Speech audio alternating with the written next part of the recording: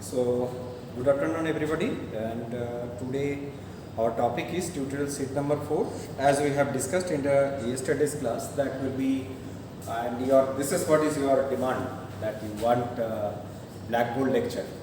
Okay, so we are recording the Blackboard lecture of tutorial sheet number 4. So today's problem is problem number 6 and 7. So problem number 6 and 7, it is showing, it is telling that there are two cases. One is this is the cart path, and along this cart path a cylinder is rolling, pure rolling, undergoing pure rolling, and this is the cart path. In this, the cylinder is undergoing pure rolling. I think this set of problem you have observed in your what I'll say, in your early classes, that to determine the stability or in order to define the stability, right? So we'll be coming into that part in the dynamics chapter, but before that, the kinematics is talking about that you have to prove that if it is undergoing pure rolling, then the relationship V is equal to R omega, and alpha is equal, velocity is equal to R omega, and tangential acceleration R alpha holds for the motion of the center O. So this is the point O. Point O is going to show that its velocity is R omega and its acceleration along tangential is R alpha.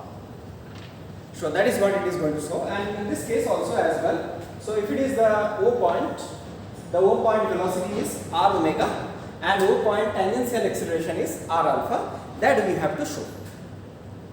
Now we can solve this problem in many ways, but I am just describing only one of them, right? But in the passage of time we will be describing others as well. So in this problem you look carefully that every point is moving on this. Every point is moving. So there we need an inertial frame, or rather to identify a point which is not moving at all. So that point is this. This point is stationary. So I am just using the inertial frame as capital X and capital Y in this case. For this case, I am describing the inertial reference frame as capital X and capital Y. So all these velocities are to be defined with respect to capital X and capital Y. Okay, sure? So try to understand that each and every point is going to move. Even its center point O is going to move. So I have to define an inertial frame, and that inertial frame I am describing as capital X and capital Y at this point, and for this problem it is over here. Now the beauty of this problem is that this is what is your instantaneous center of rotation. Okay, do you agree that at this point you can describe the whole velocity of any point with respect to this? Sure? This is what is the instantaneous center of rotation, C point. Now in order to solve this problem, what I am doing is that I have just marked a line of O shape. Okay? And now let's check that after it has moved some amount, let's say this angle is phi. It has moved, or you have rotated it through the angular velocity omega and acceleration, angular acceleration of alpha. That line, OC line, has come to this position. Let's denote it as O dash and C dash. Now you understand from the basics of kinematics, I can represent the entire motion as a combination of translation and rotation. I can represent the entire motion as translation and rotation, like I did in the previous classes, right? So for that, what I will be doing is that for pure translation and motion, this part is going to be somewhat like this. Let's say this is O dash and C double dash, and let's denote, this is what is your C triple dash, this point is C triple dash, and O dash C dash is just the replica of that. Okay, now so if what I will be doing is that I will be making, let's say this is the wheel. What I will be doing is I will be placing it over here like this. Look carefully. It is the wheel. It is the wheel. So for translational part, I will be placing it over here, and that representation is done by OC is now becoming O dash and C dash. So this is the position wheel. Now it has come to this under pure translation, and after that I am going to give a rotation to get this line. Now you understand that this angle is theta, which describes the pure rotation. Agree?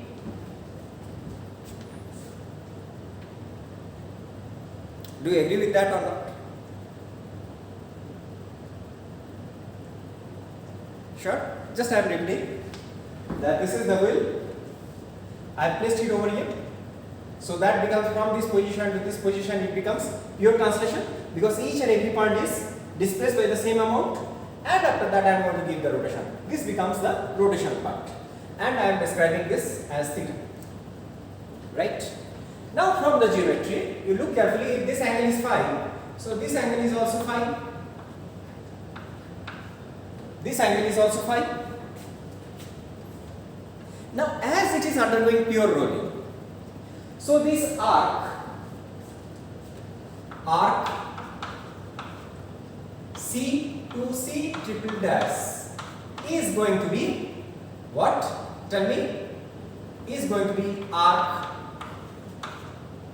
C dash to C triple dash.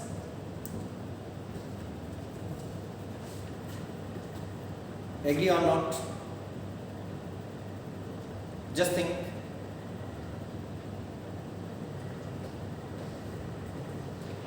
So can I write arc C to C double dash, C to C triple dash becomes as capital R. This radius is capital R. I think so. Just a minute. Yeah. So they are small, capital R and small r. Okay. So this radius is capital R, and over here the cylinder is having the radius of R. So this is capital R. Okay. So this R times phi is equal to what? Small r theta plus phi.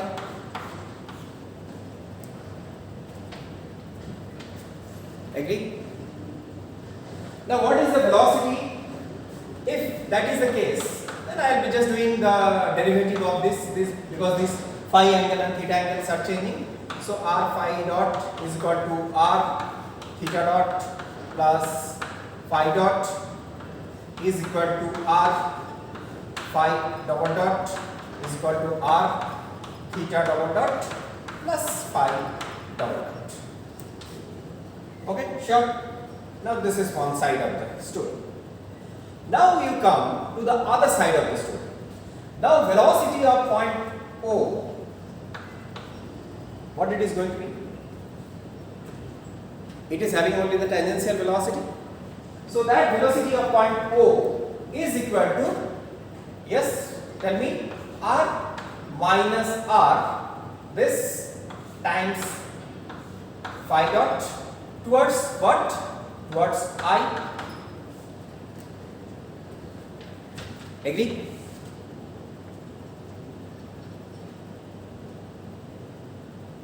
Now what does it mean in terms of that? So you can make, it means that from this step I can make r minus r, sorry, capital R minus r phi dot is equal to r theta dot So I can write r theta dot I.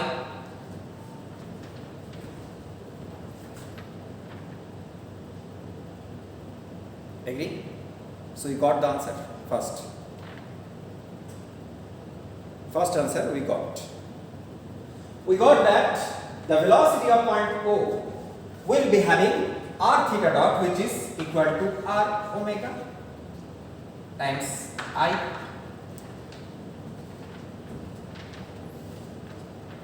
Do you agree with that? Okay, sure. So it means that if this is the instantaneous center of rotation, then with respect to this, if it is undergoing pure rolling motion, omega is the angular velocity. So it is obvious that it is going to have velocity of point O is equal to r times omega. That is what is the tangential velocity is, and that is what we are getting from taking fixed point. So there is no confusion at all. Okay, so we got it. Now let us come to the tangential acceleration. Acceleration tangential. Acceleration of point O tangential. What it is going to be? It is going to be r minus r phi double dot. What is that? R minus r phi double dot. What is that? What is that? That is equal to r theta double dot is equal to r alpha. Of course, it is I towards the direction I. Yeah, as I have mentioned, it is tangential, so it is quite obvious that it is going to be I in the direction of I. Okay, so we got that. Whatever may be the now let us come. So similarly for this case, you can adopt the same approach, and you will find that the same story is prolonged to this case. You just follow the same approach. Whatever I have done for this, you please follow over here. Okay, you are going to make the same thing as that what I have derived in this. So in totality, what we are getting? We are getting that whatever may be the root undulations for pure rolling, V of the center is going to follow r omega, and tangential acceleration is going to follow r alpha. Whatever may be the root. So for the straight path, we derived, we found for the straight path, and for the curved path, whatever may be it is inward curvature or outward curvature, whatever may be the curvature, we got that it is has to follow the same concept as that for pure rotation. Right? Now let us come, now enjoy this problem. Wait. So now you look that I can look this problem in other way as well. In what other way I can look? In what other way I can look? I can look that I'm going to forget this path.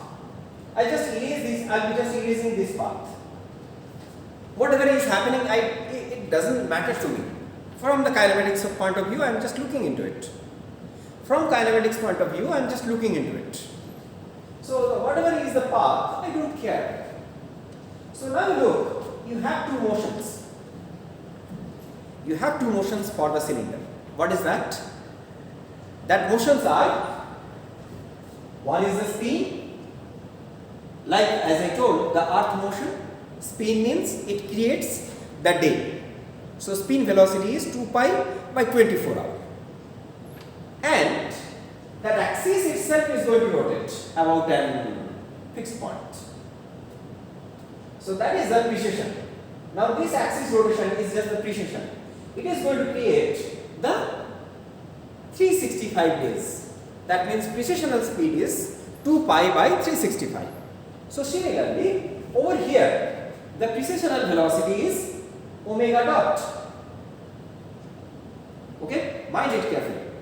Now it has a rotational speed of omega as well as it is having the precessional speed of phi dot, or rather phi dot and omega. Now you look, the C point, any C point will be having what? What you have got? What you have got this relationship? Just you look into this relationship. So C point velocity is r phi dot, which is the combination of small r times theta dot plus phi dot. Are you understanding? So these relationships, they are always maintained. So it is this combination, C point is having the velocity, though it is instantaneous. That means that, please don't be confused. First thing is, C is the instantaneous. Of course, at any instant of time, it is fixed. It is fixed at that instant of time. But at what rate this contact point is going to change, the C point is going to change.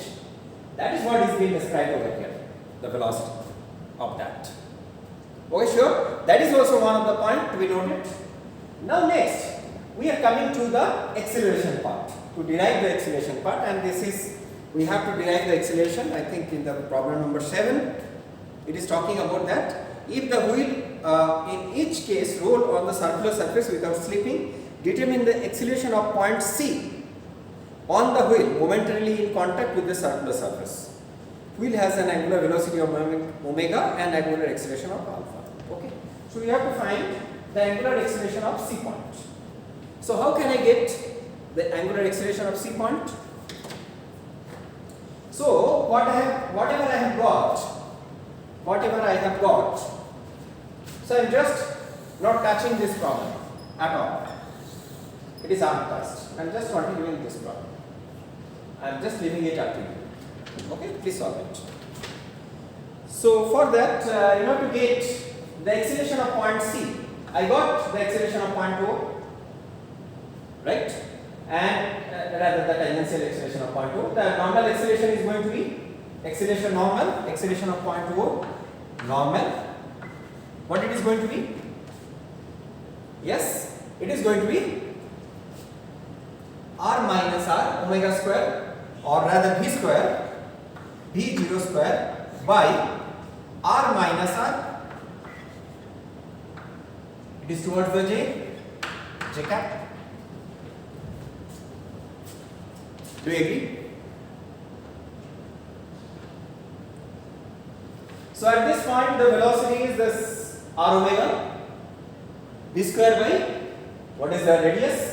That is r minus r, v0 square, or rather I can write it as is equal to r square omega square divided by capital R minus r times j. Right? So we got it. Now, in order to get the acceleration of point C, what shall I write? Acceleration of point C is equal to acceleration of point O plus acceleration of point C with respect to O, which turns out to be acceleration of point O tangential plus acceleration of point O normal plus acceleration of point C with respect to O tangential plus acceleration of point C with respect to O normal. These are the 4 parts that I am going to get. Now let us combine them. So acceleration of points O tangential is equal to r alpha towards I direction. Acceleration of point O normal is equal to plus r square omega square divided by capital R minus r j cap.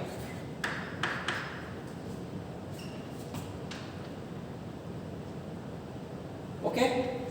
Now acceleration of point C with respect to O. So that means sitting at O, how we are looking C. So tangential is, it is towards, it is moving like this. So minus r alpha j It is directed towards this. Sitting over here, you are looking that it is directed towards this minus r alpha j plus what you are going to get. Sitting over here, you are going to look, it is directed towards it. So you are going to get r omega square j. So now you understand that r alpha I.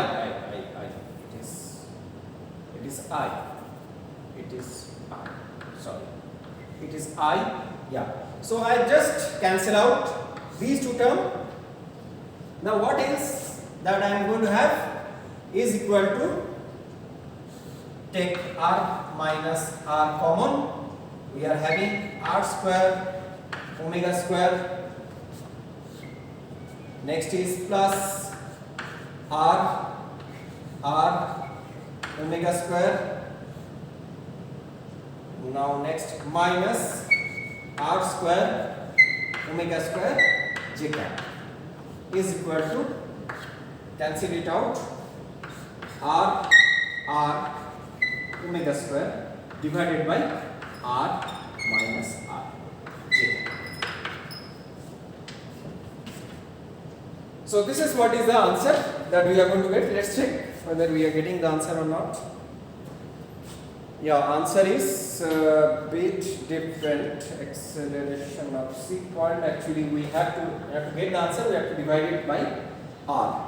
So it is r omega square divided by 1 minus small r by r j. That's all.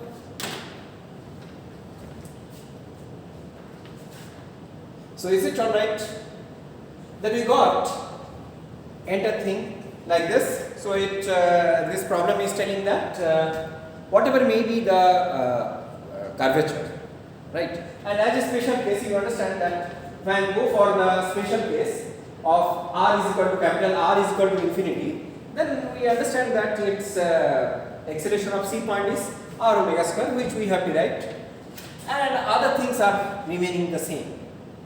So whatever may be the path, we are going to get that it has no effect on the tangential acceleration of the center point and the tangential velocity of the center point, or rather it is having only the one velocity, that is the tangential velocity. That is no effect. Whatever may be the path, it is going to follow. For pure loading, v is equal to r omega and tangential acceleration is equal to r alpha, right? But it is having the normal, or rather the centripetal acceleration is going to has the effect of radius. No other acceleration or the velocity is having any effect on the radius part. Okay, sure? Are you understanding that for pure rolling, irrespective of the path that you are following, it has to satisfy always v is equal to r omega and tangential acceleration is equal to r alpha. That is what is the takeaway of solving problem number 6 and 7. So I have just solved this part. I am leaving it up to you. This part, just follow the similar process you are going to get. Okay. With that, we are going to conclude today. But let me tell you that for problem number, there are many kinematical, planar kinematics problems are there, that you please try with problem number 8 might be, problem number 9 will be solving, don't worry about. But in the next class, might be tomorrow, I will be recording problem number 10 and 11. Okay. So next tomorrow I will be solving problem number 10 and 11, and problem number 8 and 9, these are the planar dynamics, planar kinematics. Those problems we will be solving in later part, such that we are going to get the idea of 3D dynamics. Okay. So please keep in mind that we will be using extensively absolute differentiation of vector, right? Absolute differentiation of vector, you have to solve problem number 10 and 11. So please get the physical idea of what is absolute differentiation of vector. Okay, thank you very much for your patience. Thanks.